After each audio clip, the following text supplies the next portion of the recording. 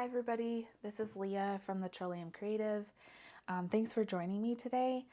I hopefully have just a quick video for you today. I finally finished the journal that I had been working on for a few months, or several months I guess, and wanted to do just a quick flip through for you and for myself. I don't know, at this moment I plan on keeping this journal for myself. But I, even so, just in case I want to record, what all is included in this journal, all I have done, and keep it for future reference, in case I need ideas later on. So, if you are a subscriber, and you follow my channel, you probably know that I haven't posted a video in a while. And part of that is because I was, a couple months ago, I was in a car wreck, and thankfully it wasn't worse than it was, but I did break my wrist in that wreck from the airbag deploying. So I haven't been able to craft until about last week, which is when I finished up this journal, the cover and a couple small things inside. And so it's done now, and I just kind of wanted to share it with you all. So here we go. I originally was thinking I wanted to do some mixed media on the cover, and ultimately I decided to keep it somewhat simple, and I felt like it was more appropriate to keep the cover simple, as far as like just the overall look of the journal. And I will probably try some mixed media on a future journal cover, but for this one it just felt right to keep it somewhat simple. So I have a little bit of a collage here. I did put some embossed paper behind it, and then this is just some fun packing material paper that I got in one of my orders. So I have a lot of it, and I just think it's a fun texture, so I wanted to have a little bit on there. So then we'll go inside to the front cover. I used Atlas page. So I should mention that the cover is made from a hanging file folder, and I reinforced the inside with some Atlas pages and fabric. The Atlas pages I have are pretty thick, and they helped, kind of add some sturdiness to the cover, but it is still somewhat of a soft cover, which is why I wanted to use the hanging folder. I thought it was a cool texture to have. So this journal is full of a mix of new and vintage papers. I kind of like that. Personally, I like the mixture of both worlds, and so you'll kind of see that as we go through. So I tried to mix up the pages, the types of paper for the journal pages, as far as like color goes, texture. I have some fun little flip outs throughout the journal for extra journaling space. These also function as little tucks if you wanted to add little tags in there, or extra pieces of paper. And some of this will look familiar if you've watched some of my previous Craft With Me videos. I have various, music page, book pages. I have these wraparound. There's a pocket on one side, or more of a tuck on one side, and then a pocket on the other. I did a few guest checks on another video. These were coffee dyed, and then I just did some stamping. Did a little bit of collage similar to what's on the front cover. We have a little bag pocket here with a journal tag. Apologies, I can't twist my wrist completely back like I used to. So that's a nice little pocket there. We've got some stenciling. This is a belly band. As you will see, I haven't filled all of the tucks and belly bands and pockets, but I have filled some of them. So that will be something that either I or someone else can add more later. Did some fun little notepads with various kinds of paper in it. This one was a new one to me. I thought it was so fun. It's just a piece of tea-dyed paper, and you fold it in such a way that it can pop open and can be extra journaling space. And I have another pocket here made from a glassine bag that I sewed in with the journal, or with the signatures. More book page. There's a little journal card. And there's additional pockets here to put things in. Some stamping. There's a little collage tuck. Postcard.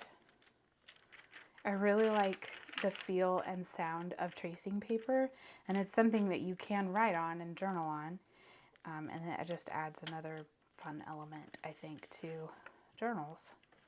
This is a pocket, and this is a kind of like a coin envelope, so it doesn't have anything in it, but you can add that later. Graph paper. There's another little tuck that I made out of the glassine bag. Another pocket, side pocket with a tuck. And these papers, digital papers, are from Roxy Creations. There's another little notepad. Some tea-dyed paper, coffee-dyed paper. Some journal cards, another postcard. At the center of each signature, there's 3 signatures in this journal. The center of each signature, I have a book page, and then I have it sewn in kind of in portrait mode, but obviously the book was big enough, the pages are too long, so I just folded this up. So you can fold it down to look at the full page if you want to, or you can just use it as like a tuck for, cards or tags. I got that idea originally from Joey DeFee. She uses a lot of cool pockets and folds and things in her journals, and I really liked that idea. These are scrapbook pages or papers that I had. So I've kind of mixed scrapbook paper with other collage elements, book pages, envelopes. Did some of my own stenciling. Here's another tuck that opens out into a journal spot. Here's another guest check, which if you saw my other video, you would have seen these already. Here's a little pocket I did.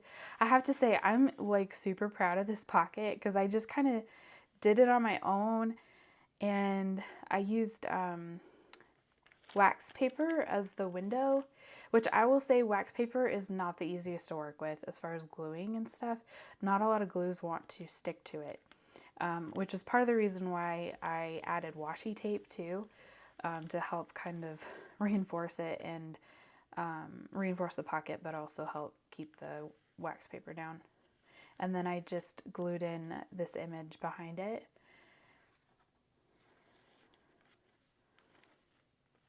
There's another pocket with a tuck wraparound. Here's a flip out pocket with a little tag. And here's another little journaling spot with a tuck. This paper is dictionary paper that I used with my jelly plate to make prints. And I just thought the colors worked well with this journal. Here's another little mini pocket. And another little pocket. Some tracing paper with stenciling. And then I did, kind of random little stamping throughout. Here's a pocket I made out of the tracing paper page that was in here and then stenciled on it. Another little pocket.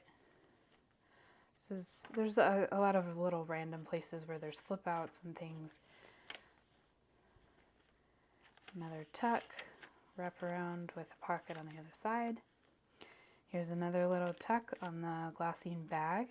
I made a little pocket out of tag and another journaling spot.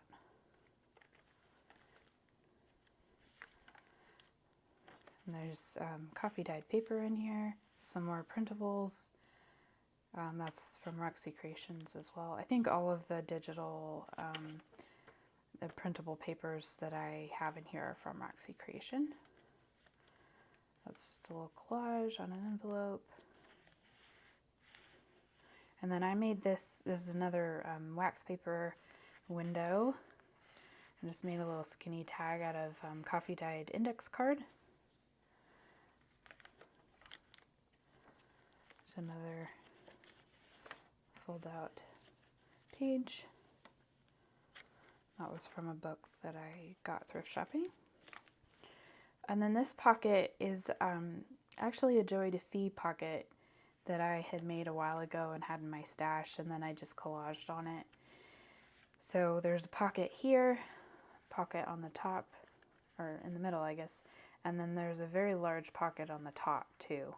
So I don't have anything in there, but you could put, you know, either a very large tag or a piece of paper or even a guest check. So this is the other guest check that we did on the other video. And here's another journaling spot. You unclip it and it opens up. And this one I believe is a tuck spot. More coffee dyed paper, some more stenciling.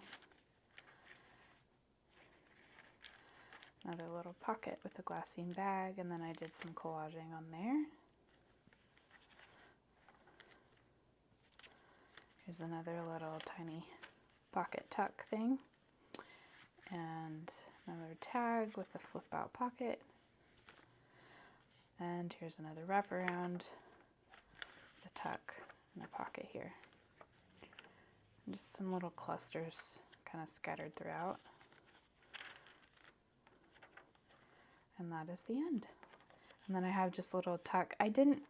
This material was kind of tight, so I didn't glue it on all sides, so it's more of a tuck than a pocket, but you can use it however you want. And I didn't decorate the back because I didn't feel like it was necessary in this case.